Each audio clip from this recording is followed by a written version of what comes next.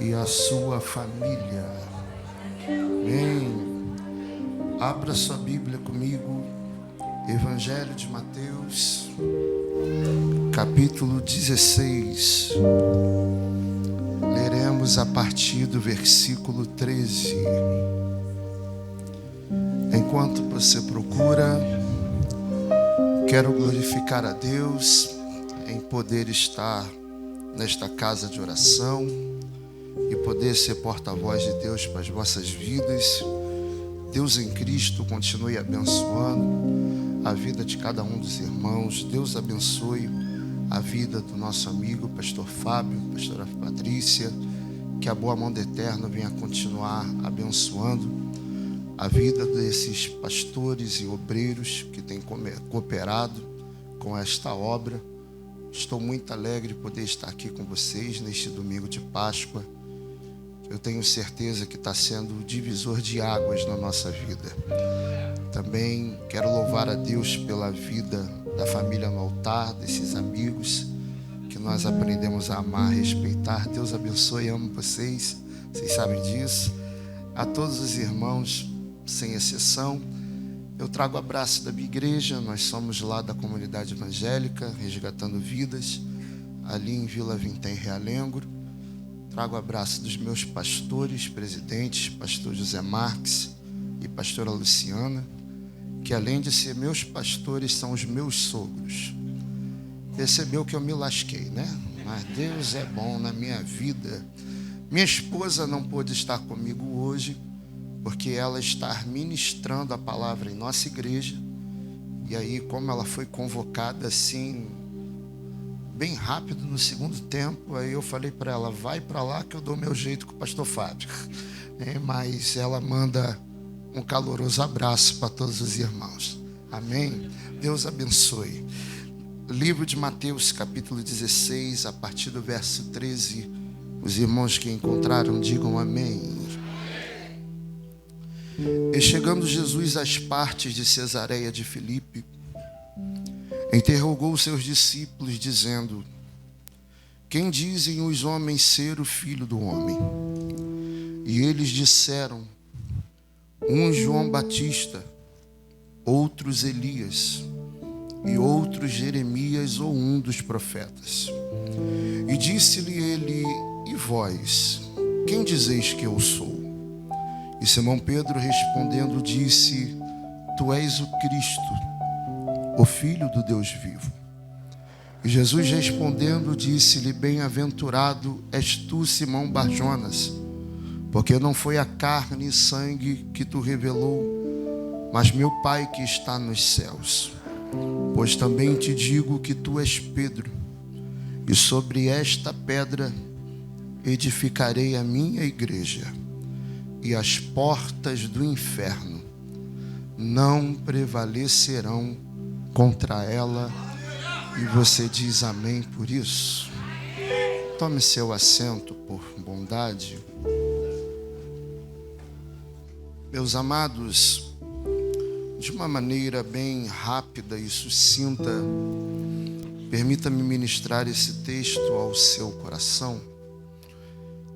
Todos vocês sabem que os evangelhos sinóticos, a saber, Mateus, Marcos e Lucas, cada um deles trata acerca da pessoa de Cristo dentro de uma perspectiva totalmente diferente um do outro. Você sabe que quando você ler, por exemplo, o Evangelho de Lucas, você percebe que Lucas ele é tratado como o médico amado, e você percebe que Lucas ele trata muito acerca da pessoa do Cristo como aquele que traz a salvação, como o remédio, como a cura para aqueles que precisam. Já o Evangelho de Marcos é totalmente diferente. Na verdade, o Evangelho de Marcos, segundo alguns estudiosos, vai dizer que é o Evangelho que é mais preocupado em falar de Jesus como servo. E em outras linguagens, alguns teólogos chegam a dizer que também, na verdade, foi a partir de Marcos que todos os evangelhos deram os seus nortes no que tange respeito à pessoa do Cristo. Mas diferentemente, totalmente do que a gente pensa, Mateus consegue ser totalmente diferente de todos os outros. Porque você percebe que Mateus, ele é mais preocupado em falar de Jesus como Filho de Deus. E você percebe que é algo tão visível isto, que quando nós lemos o capítulo 1 do Evangelho de Mateus, você vai ver que ali tem uma série de nomes, que todos nós, quando chegamos nesse nome, temos uma certa mania de querer pular a página, porque a gente não vê sentido algum daqueles nomes estavam ali. Na realidade, Mateus ele está escrevendo para um povo que é totalmente complicado e altamente sofisticado, ao ponto desse povo entender que não tem como alguém ser falado muito bem se não falar sobre a história ou a descendência ou a genealogia dessa pessoa. Tanto é que você, quando lê o capítulo 1 do Evangelho de Mateus, você vai encontrar o texto dando uma série de nomes que ele pega desde Adão e termina na pessoa do Cristo. O que me chama a atenção nesse texto é que quando Mateus vai falar acerca da pessoa do Cristo, ele vai passar por 3 nomes que, se fosse qualquer um de nós escrevendo este livro, nós nunca iríamos citar os nomes que ele citou. Por exemplo, ele vai falar acerca de 3 mulheres que todos nós conhecemos, que viveram vidas complicadas, a saber, Raabe, Betseba, Tamar. Perceba que quem é estudioso da Bíblia, eu prego para uma igreja bíblica, que você sabe que Tamar foi aquela que, mediante a uma trama, ao perceber que foi passada para trás, ela decide tomar uma atitude para poder manter a sua descendência de pé. Você vai ver que Raabe já era totalmente diferente. Raabe era uma prostituta do tempo de Jericó, e Betseba, que todos nós conhecemos, que foi a mulher que caiu com o rei Davi. E o que é interessante dessa história é que você percebe que Mateus ele passa por esses nomes, mas no final das contas você percebe que tudo se resume numa pessoa só. E que pessoa é essa? Jesus Cristo.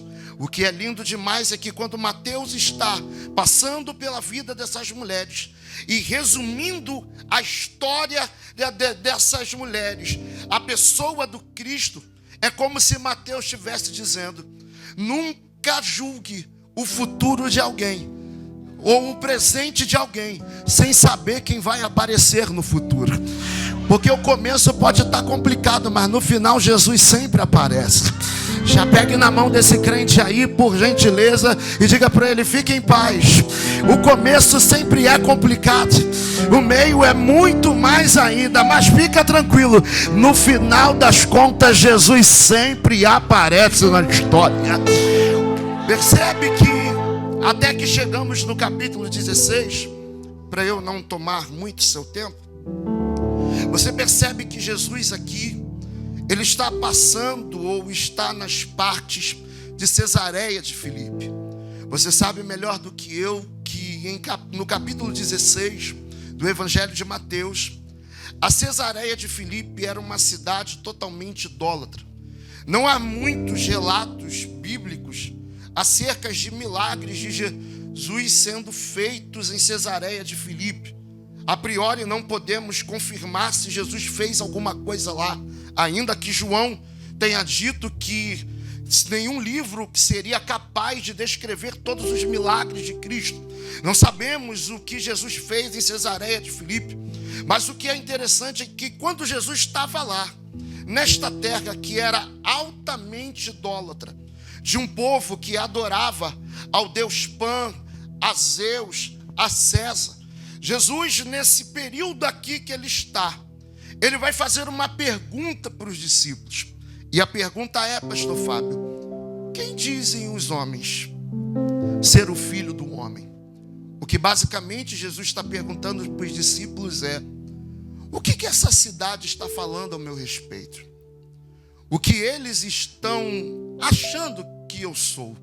Eu acho isso aqui bonito demais de anotar, porque você percebe que todos nós temos uma mania feia de querer dizer que a gente não precisa se preocupar com o que os outros falam a nosso respeito.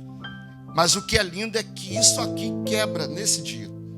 Porque se Jesus está preocupado com o que estão falando ao seu respeito, por que é que você não está? Porque tem gente que infelizmente se sente tão autossuficiente ao ponto de se achar a última Coca-Cola do deserto, ao ponto de se achar alguma coisa diante de algumas pessoas. Mas o que é lindo é que Jesus está perguntando para os discípulos, mediante esta caminhada, o que esse pessoal diz ao meu respeito? Quem eles acham que eu sou? O que é lindo é que os próprios discípulos vão começar a falar o que as pessoas dizem a respeito de Jesus. Perceba que eles vão dizer que uns dizem que ele parece com João Batista, outros dizem que ele parece com Elias, e outros estavam dizendo que ele parecia com Jeremias ou um dos profetas. O que é lindo demais é que perceba que todo mundo, quando olha para a pessoa do Cristo em Cesareia de Filipe, ao olhar a forma como Jesus se expressa, ao olhar a forma como Jesus prega, eles chegam à conclusão que parece com João Batista, que parece com Elias, que parece com Jeremias ou um dos profetas. O que é lindo demais é que Jesus está vendo um povo comparando ele a outras pessoas, mas ele não se encaixa nessas outras pessoas, porque quem sabe quem é num reino não se vislumbra pelas comparações. Vou de novo. Quem sabe qual é a sua identidade no reino, ele não se compara a outras pessoas, porque ele sabe quem é de fato. Mas o que é lindo é que quando esse povo está olhando para Jesus e dizendo que ele parece com João Batista, é bastante interessante a gente destacar isso, porque teve uma certa vez que Jesus passou em Cafarnaum. E você sabe, gente, que em Cafarnaum foi um dos lugares que Jesus mais fez milagres. Se fosse na minha concepção, eu colocaria Cafarnaum como os centros dos milagres de Jesus.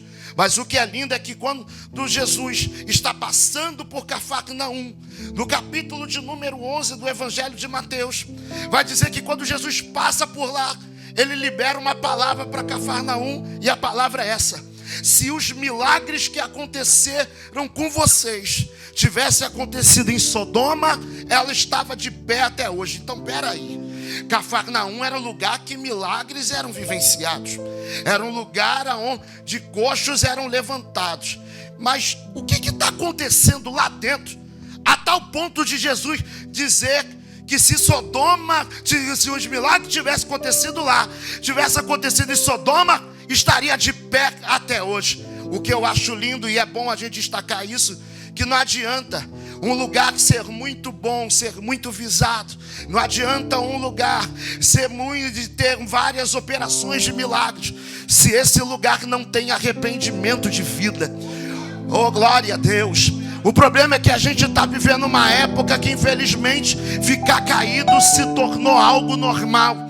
O que é lindo é que quando o povo ia para o deserto, e eu falo de João Batista, quem olha para um pregador como esse pregando num deserto, imagina que a mensagem seria: deserto nunca mais.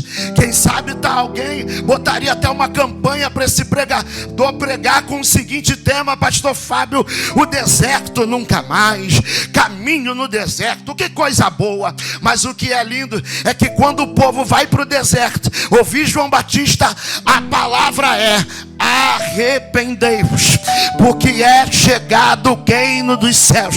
Deixa eu resumir isso aqui. Pastor, o que é arrependei-vos? Se eu fosse traduzir para a nossa época, eu diria, família no altar, que arrependei-vos é não voltar a cair. Não voltar a cair.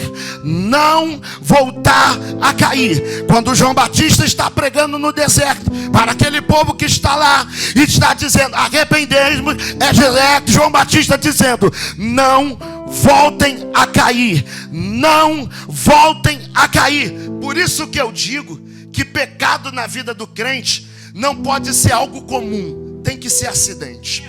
Como é que é isso, pastor? Ninguém levanta em plenas 9 horas da manhã e vai para dentro do carro e diz assim: que vontade de bater o carro, que vontade de alguém bater no meu carro e eu levar ele todo quebrado para casa. Ninguém pensa nisso. Assim é o pecado. O pecado não pode ser algo contínuo, ele tem que ser acidente. Mas deixa eu lhe dizer, pecado que não é acidente, mas é algo contínuo, não é pecado, é safadeza alheia. E eu preciso liberar uma palavra para esta casa. Deus não vai permitir pessoas subirem neste altar, que uma hora está de pé e outra hora está caído, e depois quer vir pregar para cá como se nada tivesse acontecido. Existe um grito de denúncia dentro da Siloé, e eu vou profetizar sem medo de errar. Deus não vai permitir que pregadores sujos, que pegam oferta de igreja e vai para motel, que chegue nesse altar. Deus não vai permitir que gente hipócrita, que prega com a boca mas não vive com a vida. Deus não vai permitir eles subirem nos nossos altares. O altar ainda eu vou profetizar para quem acredita. Enquanto a igreja está glorificando, agora o céu me autoriza a profetizar. Estou botando colírio nos teus olhos para que você não fique enganado de nada e nem sobre ninguém que está.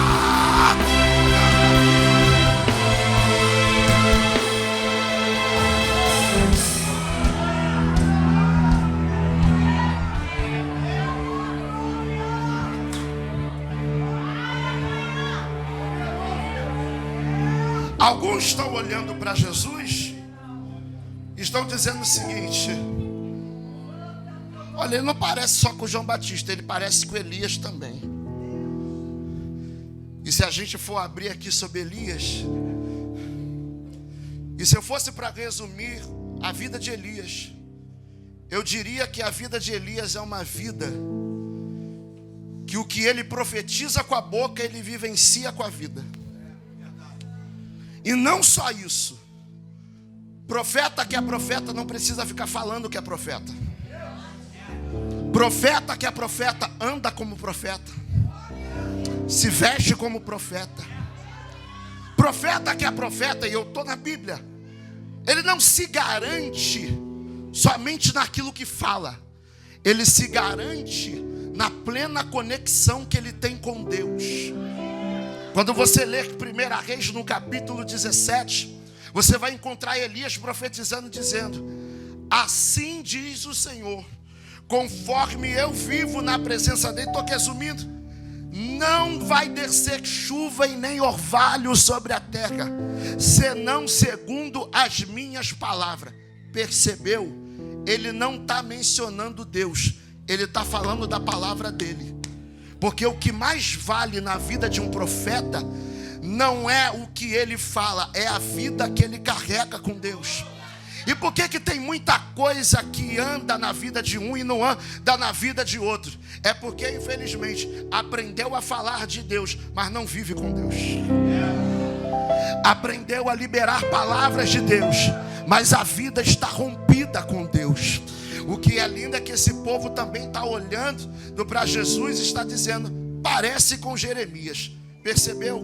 Está todo mundo falando um ponto de vista acerca de Jesus.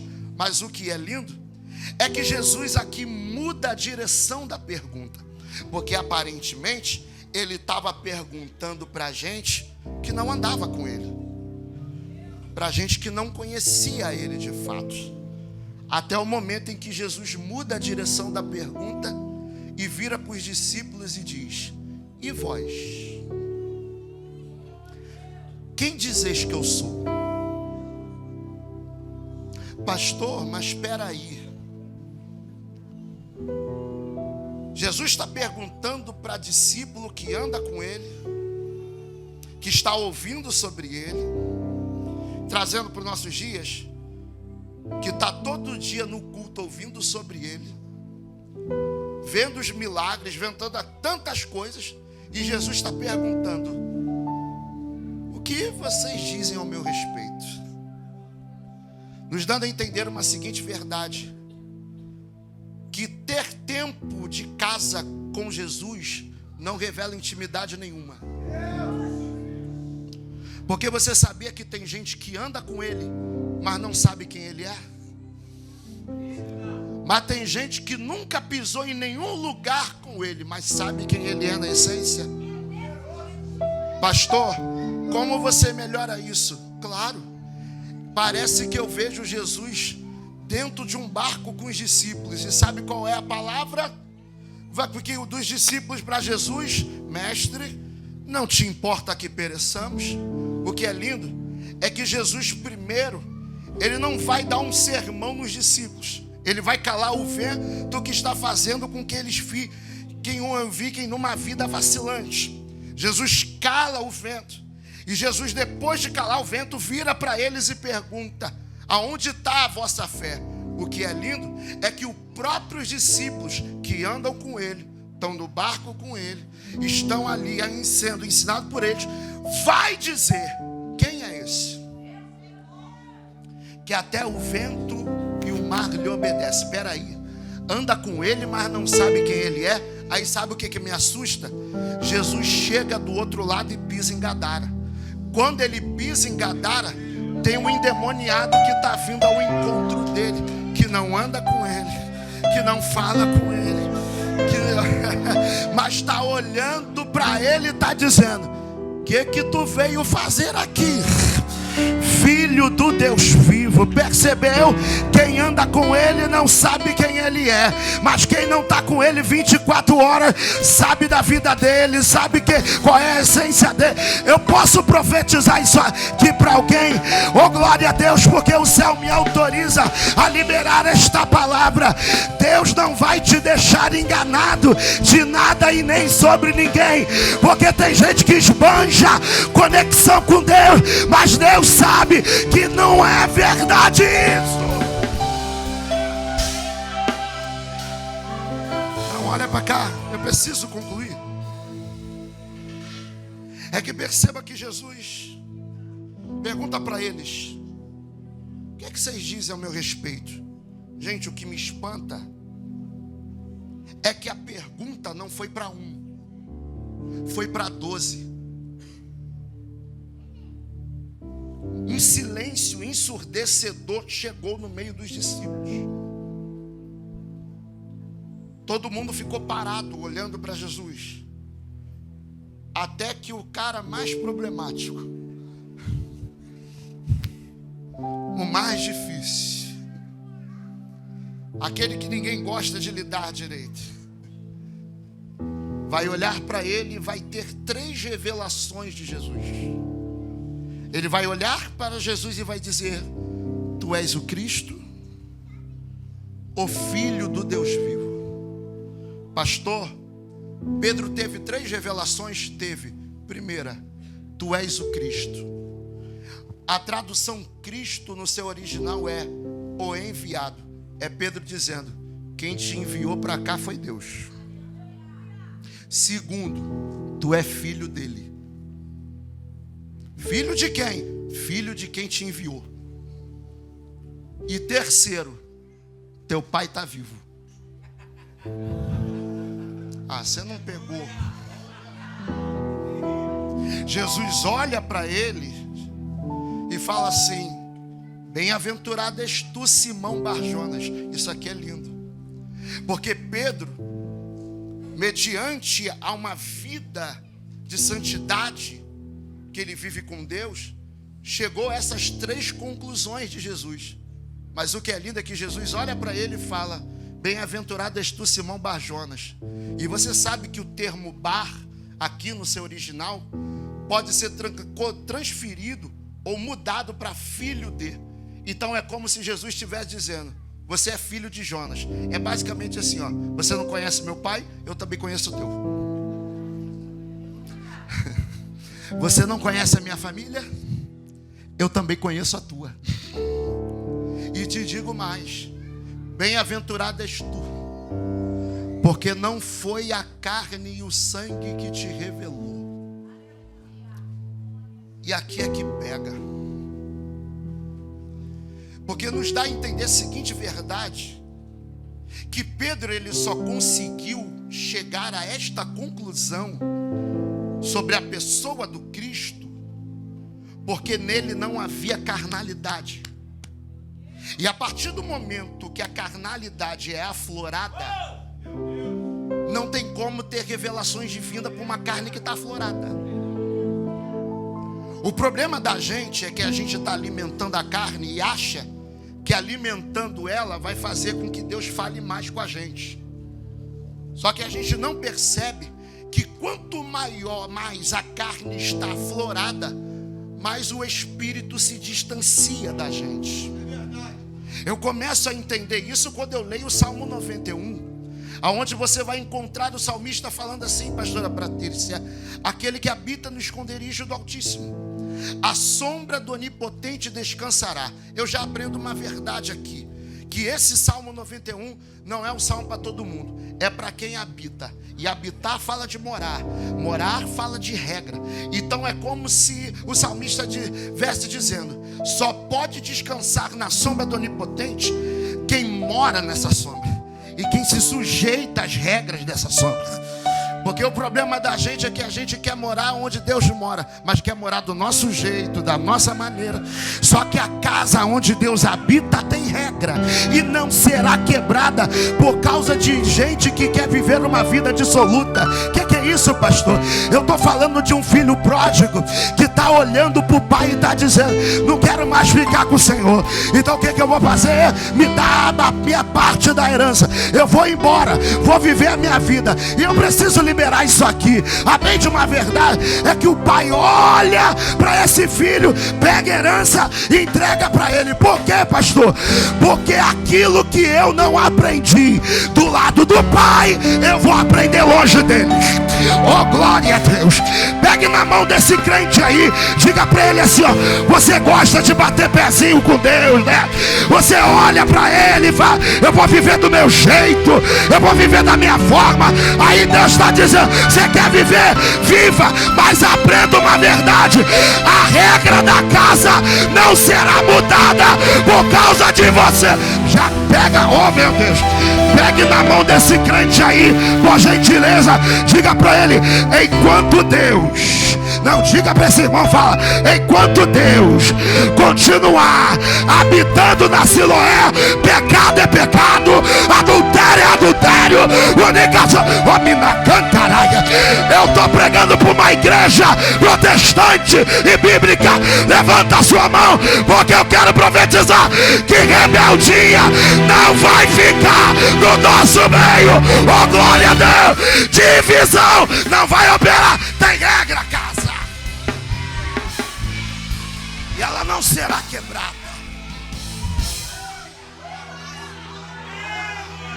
É mais dominação.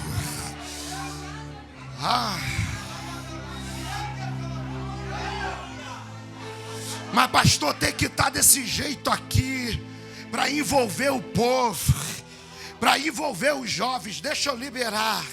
O que mantém jovem na igreja ainda é oração, jejum e palavra. Oração, jejum e palavra. Pastor, como é que é isso? É alimento simples, mas sustenta a caminhada de crente. Oh, glória a Deus. Eu posso profetizar isso aqui para alguém? Sobre a Siloé não faltará pão e água. Pão e água. Pão e água. Que é isso, pastor? Está no texto. E Elias comeu e bebeu, e com a força daquela comida caminhou 40 dias e 40 noites. Até onde? Até a descida. Não, até o monte, até o Horebe, aonde Deus habita. Já teve alguém que entendeu a palavra? Eu posso liberar. Esta igreja não começou a crescer, ela já está crescendo, porque tem água, tem pão, tem água, tem pão e uma palavra liberada.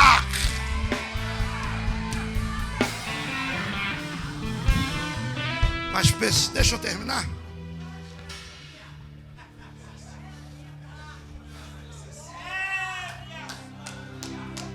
Diga para alguém: para de querer inventar.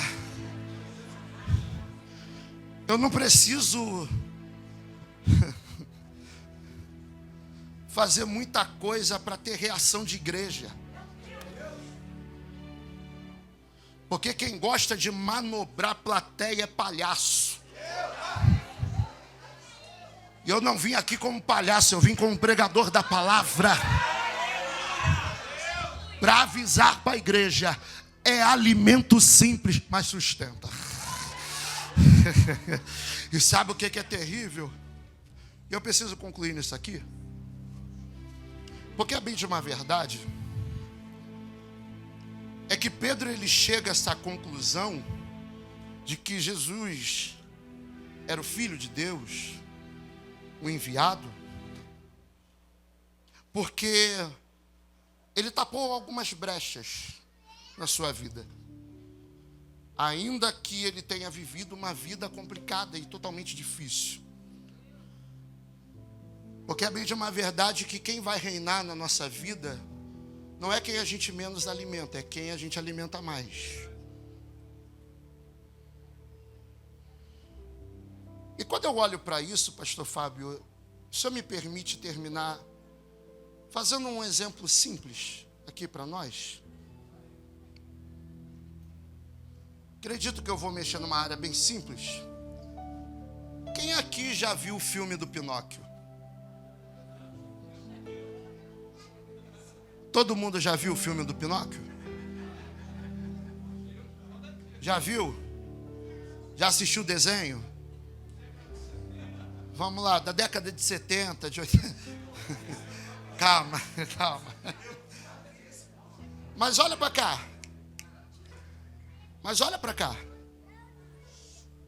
Qual é o problema do Pinóquio? É o quê? Quem te falou isso? O problema do Pinóquio nunca foi a mentira. E pastor, qual é a prova disso? Você já percebeu que Pinóquio ele só mente porque tem sempre um grilo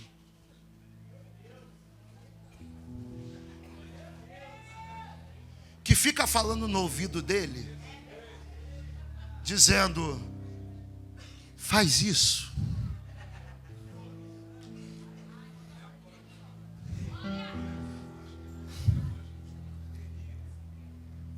Porque é bem de uma verdade que a voz que tu ouve é a voz que te governa. Então, se o grilo fala e Pinóquio dá ouvido, ele não mente porque ele quer, ele mente por influência de grilo. Pastor, e como é que o senhor me prova isso? Só foi Eva. Dá ouvido quem não era para ouvir. Dá conversa para quem não era para dar, só porque falou em Deus. Que ela começou a quebrar princípios dentro do jardim. O problema é que tem gente que acha que as nossas desculpas vão nos aproximar do jardim e do Deus que plantou o jardim. Só que a gente não percebe que enquanto não tem confissão, não tem aproximação. Quanto mais eles culpam o outro, eles não percebem. Mais longe do jardim eles ficam. E logicamente, ficando longe do jardim, ficam longe do Deus que criou e plantou o jardim. Eu vim dar um recadinho aqui para algumas pessoas. Sabe por que a tua vida está toda travada? Sabe por que muita coisa não está indo para frente? É porque você não calou a voz dos grilos que estão querendo fazer com que você quebre princípios e se mantenha no jardim dessa forma e desse jeito. Só que deixa eu liberar, só chegaremos à conclusão da pessoa do Cristo quando avisarmos para a nossa carne: cala a boca, porque aqui você não opera. Oh, glória a Deus. É só quando nós olharmos para alguns demônios que estão tentando falar e influenciar a nossa casa para eles se calarem. E eu posso pedir para que você pegue na mão de alguém rapidinho, para eu fechar a minha participação. Pegue na mão desse crente e diga para ele assim: Deus está te convidando nessa hora a calar a boca dos grilos que estão querendo com que você não chegue à revelação plena do Cristo. Eu quero profetizar isso aqui. Tem uns grilos que andam por essa igreja, que o céu está dizendo que enquanto a igreja está glorificando, eles estão sendo silenciados agora. Alai, a prova cheia. Está com a mão segurando na mão desse crente aí. Eu te convido nesse momento, eu termino aqui, juro, mas eu te convido nesse momento a você começar a entrar nessa dimensão espiritual e entender que tem grilo, que quando não percebeu que não pode atingir tua casa, ele quer atingir você. É por isso que tem um grilo, pastor Fábio, que está todo dia atormentando Israel. Que grilo é esse? É a Amalequita, que está olhando para Israel saindo do Mar Vermelho e querendo tocar em quem está mais fraco. Só tem um problema, é que o Amalequita chegou atrasado. Por quê? Porque enquanto os grilos estavam vindo com ele, Moisés estava com a mão levantada. Olha lá, olha lá, Moisés estava com a mão levantada, dizendo: eu não vou baixar a guarda para grilo, eu não vou abaixar. Levanta a sua mão aí. Eu te convido a nessa hora, a você durante 1 minuto só, levantar a sua mão e glorificar a Deus agora. Porque enquanto tu glorifica, tem grilo caindo por terra. 1 minuto se tu pode, 1 minuto se tu pode. Tem grilo caindo lá na galeria, tem grilo caindo aqui no altar, tem grilo, olha lá, já tem grilo saindo. Olé, Mantaramará, nós não perderemos a guerra para grilo.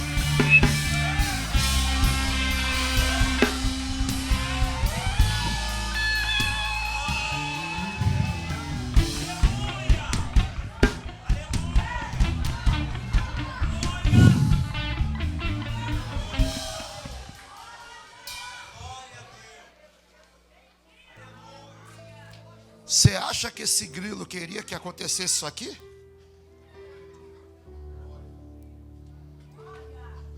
Só que engraçado é que enquanto as crianças estavam aqui, quem é espiritual entende.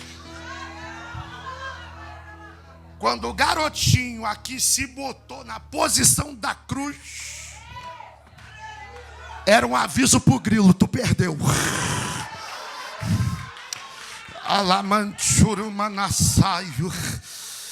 Por favor, com a permissão do meu pastor, fique sobre os seus pés.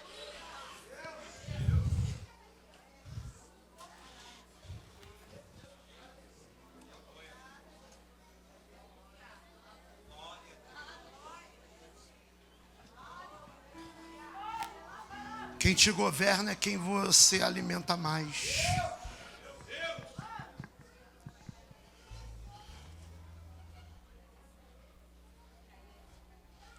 E o que é terrível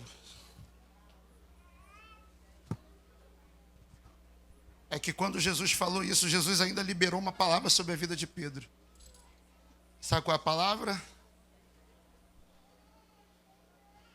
Bem-aventurado és tu, Simão Barjona, que não foi a carne nem o sangue que te revelou, mas meu Pai que está nos céus. Por isso que eu te digo que tu és Pedro. E sobre esta pedra edificarei a minha igreja.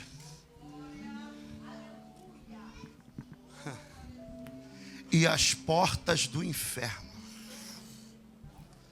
não prevalecerão contra ela. Diga para alguém: ninguém vai prevalecer contra a igreja do Senhor.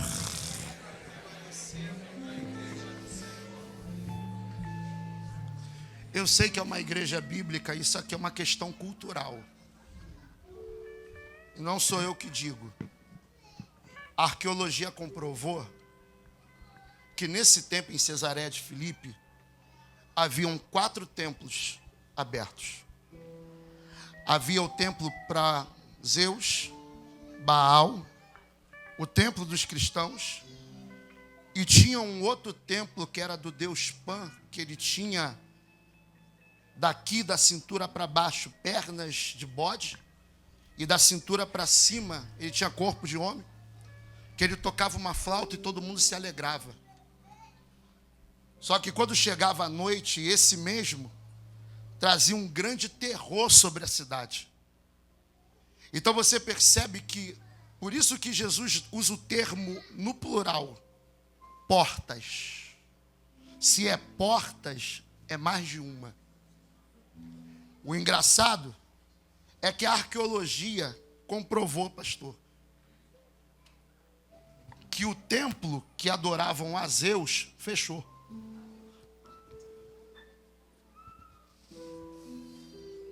O templo que adoravam a Baal fechou também.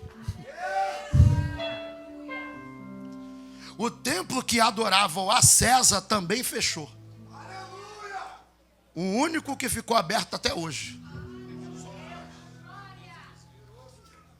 somos nós.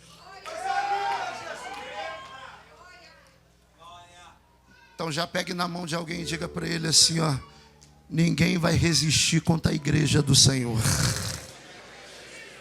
Podem tramar da direita, da esquerda, mas não vai adiantar, porque Deus não permitirá. Você está com a mão segurando na mão desse irmão aí. Eu te convido a você orar nesse momento por ele.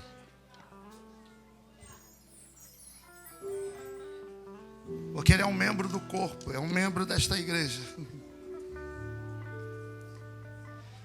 E o inimigo está tramando 24 horas para tentar fazer com que as portas dessa igreja fechem e não aconteça mais as operações e as maravilhas que Deus tem operado aqui dentro. Só que enquanto nós estamos intercedendo um pelos outros, Deus cerca a casa.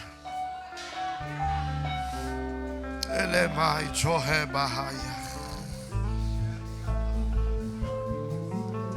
Eu convido você a começar a orar por esse irmão.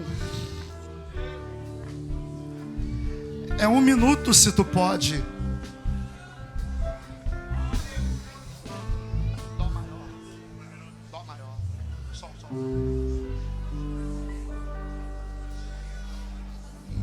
É machúria.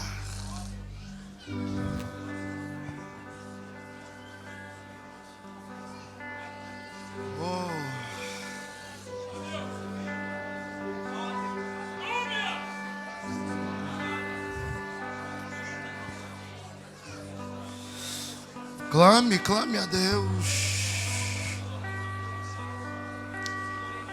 Tua voz, Senhor, faz tremer o deserto. Tua voz, Senhor, ecoa sobre as águas agitadas da alma inquieta que não consegue descansar. Oh, tua voz, Senhor, faz surgir o universo. Tua voz, Senhor, é cheia de majestade. Ela aponta a direção, dissipa toda a confusão e traz luz na escuridão. Pastor, eu preciso calar todas as vozes, menos a tua.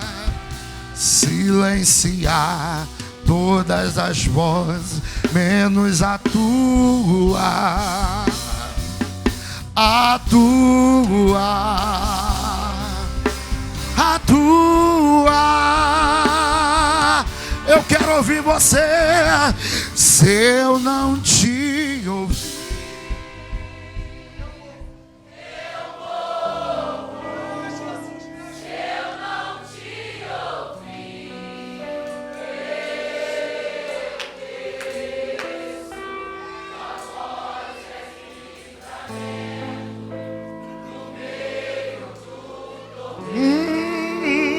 tua voz é.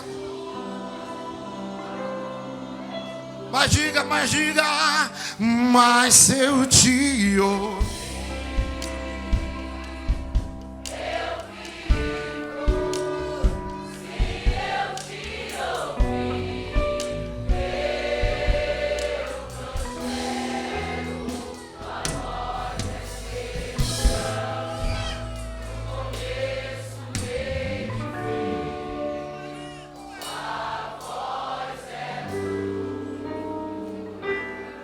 então pede a Deus, fala a Deus, fala a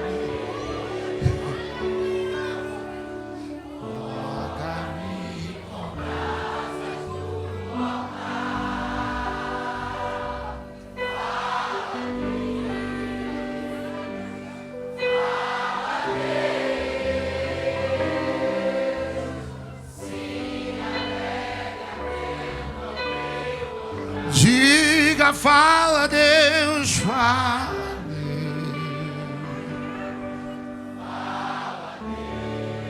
Você não está pedindo? Vai.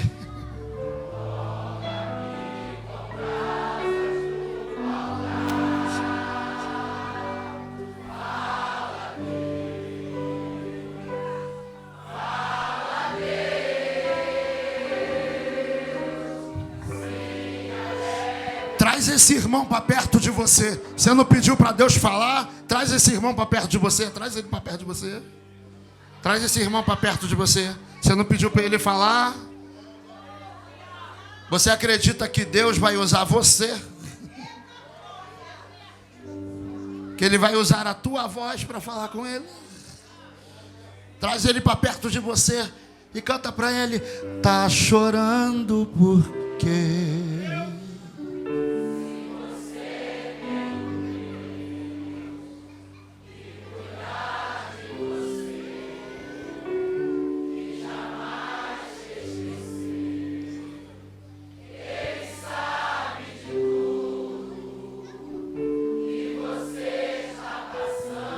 Segura, me mandou te dizer.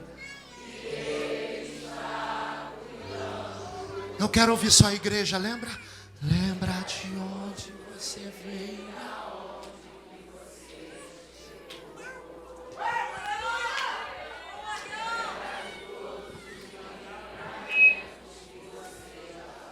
Fala pra ele, fala. Nem era pra você.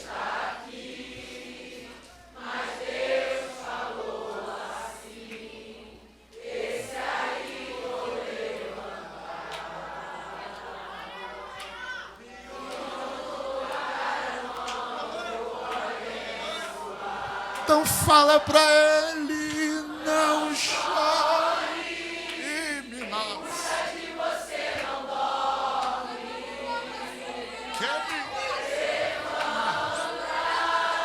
tem muita gente que te ama, Deus mandou te dizer.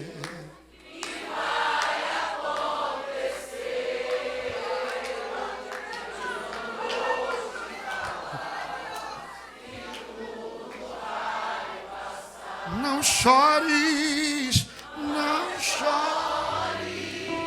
Cuida de você, não dorme. Levanta, tem muita gente que te ama. Oh, Deus mandou te dizer que vai acontecer. Deus mandou te falar.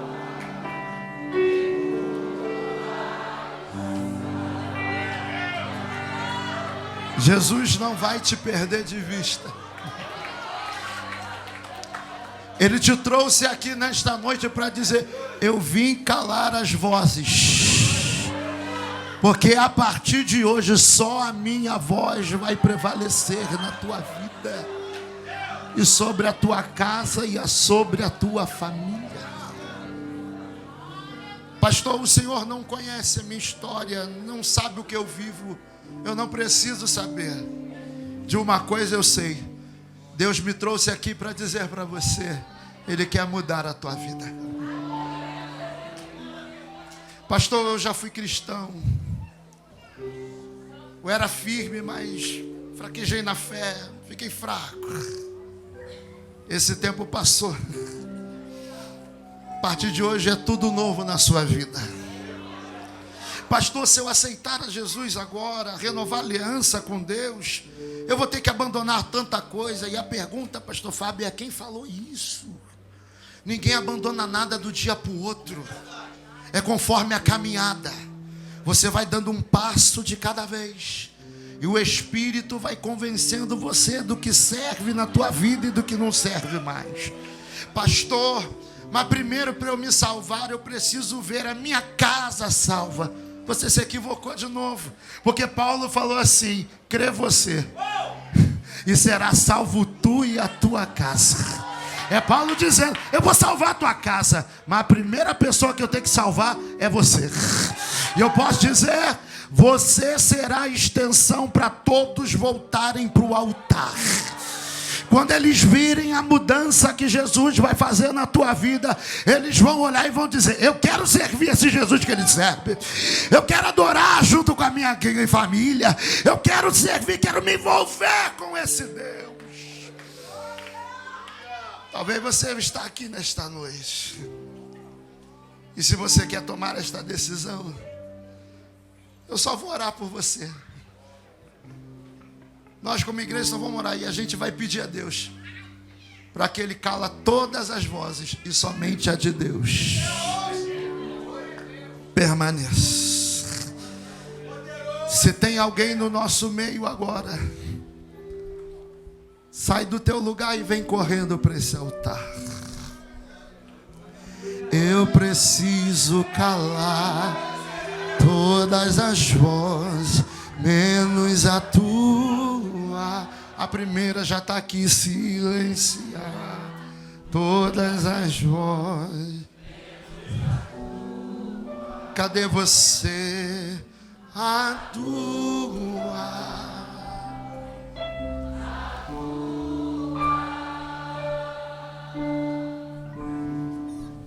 Se eu não te ouvir, cadê você? Vem correndo. Jesus quer mudar sua vida. Pastor, eu estou sem força. Só levantar a mão que eu vou pedir para alguém te buscar. Aí na galeria tem alguém. Aleluia. Mas se eu te... Cadê você, moça?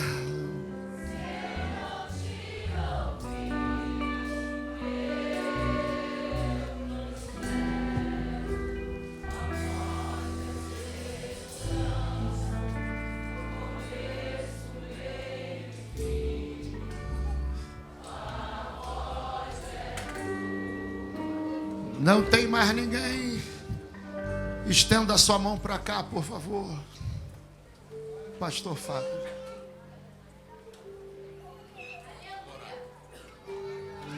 Vamos orar. Estende a mão para cá, igreja. Esse é o primogênito, filho do nosso evangelista Edmilson Júlio, jovem Ramon, retornando Ramon, para nunca mais se afastar, né, Ramon? Levanta as mãos assim, Ramon. Mais alto que você puder, Ramon. Levanta mais. Perdeu, cara. Jesus venceu. Jesus venceu, igreja? Pode se aproximar. Vem cá, meu pastor. É um coruja, babão mesmo. Queridos, o apelo, ele não foi feito só para o Ramon.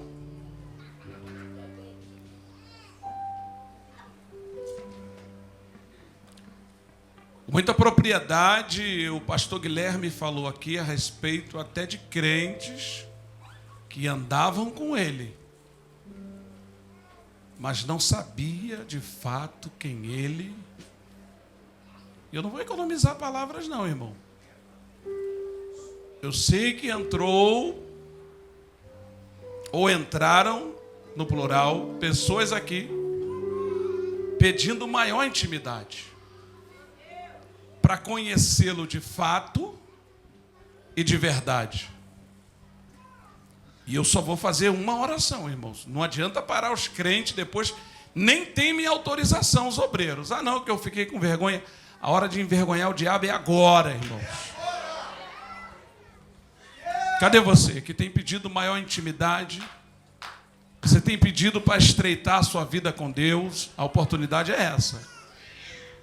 Cadê você? Cadê você? Charles, qual é o nome da sua filha? Qual é o nome dela? Não estou ouvindo, Charles. Se eu fosse, tu gritava, meu irmão. Qual é o nome dela? Cauane. Cauane, olha aqui pro negão. Tá vendo? Tá brilhando aqui. A testa, pelo menos. Eu tô meio cabeludo, mas essa semana eu resolvo isso. Cauane, Deus tem algo contigo, algo grande, e sem nenhum constrangimento, Charles e Daniele, eu falei com a minha esposa aqui, e perguntei se ela teria coragem de falar o que Deus estava mandando dizer para sua filha, que embora ela seja a filha, mas o negócio lá, de verdade, vai começar com ela. Deus te escolheu, Cauane. E não tem lugar na face da terra que você vai se encontrar senão no centro da vontade de Deus. Quer fazer o caminho de volta, minha filha? Quer mesmo? Quem é que vai buscar ela? Ou é a senhora que vai trazer a sua filha aqui, Daniela? Vem junto, Charles. Essa casa precisa. Depressa, depressa. Ramada Sherry.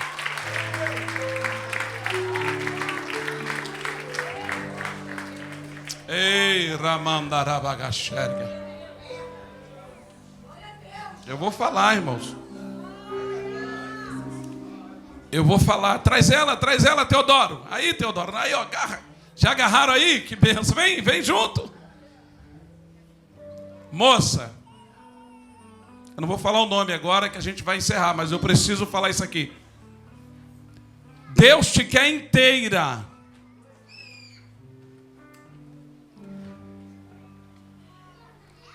A gente tem que ter sabedoria, irmãos. Eu estou pedindo a Deus sabedoria.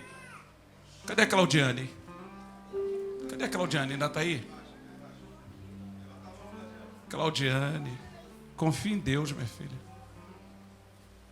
Deus te usou para falar coisas aqui que eu não tenho coragem de falar nem com a Patrícia. Mas é o que eu tenho pedido a Deus. Confie em Deus. Bota ele na frente de tudo, que você vai ver agora. Vai mudar tudo. Desde a geografia da casa que tu mora. Não vai trocar de marido não, mas vai transformá-lo, tá bom? Vai transformá-lo. Vai transformar tudo. Mas tem uma moça aqui que Deus quer ela inteirinha.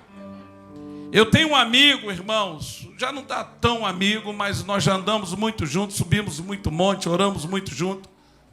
Só que ele estava na embriaguez do sucesso, porque ele é um músico que fez muito sucesso, irmãos, no início dos anos 2000. Né? Eu casei em 2002, então ele era o auge dele. A gente andava junto. E ele recebeu um convite, irmãos. Eu não vou falar o nome do grupo de pagode que ele foi chamado.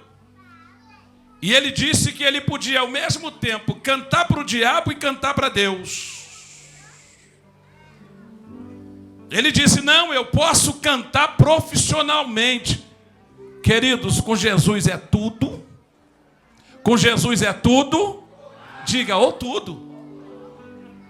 Porque esse negócio de deixar tudo, perdoa, Guilherme. Estou deixando tudo. Tudo é o que tu vai encontrar com Jesus. Porque o que a gente deixa não é nada. Eu não me arrependo de ter deixado nada, que eu não tinha nada. Hoje eu tenho tudo. Jesus. Esse amigo, ele disse assim, não, vou cantar profissionalmente. Arrumou uma doença, que segundo a medicina é incurável.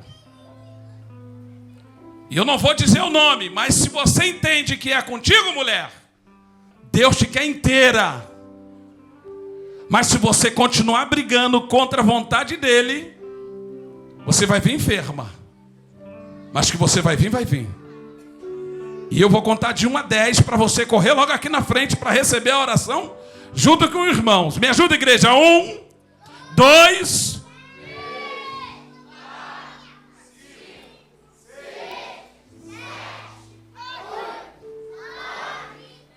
Repete comigo, que Deus te conceda novas oportunidades. Diga, como igreja, eu só posso orar. Cadê você, mulher? Cadê você, mulher? Estende a mão para cá, igreja. Estende a mão para cá. Cauane. Ramon. Olhem para cá. Repete assim, Senhor Jesus, retorno hoje para o seu caminho e te reconheço como meu Senhor e Salvador da minha vida. Senhor Jesus, reescreve meu nome no livro da vida. Sendo assim, deixo hoje de ser chamado criatura para ser chamado Filho de Deus. Estende a mão, igreja. Pai, em nome do Senhor Jesus.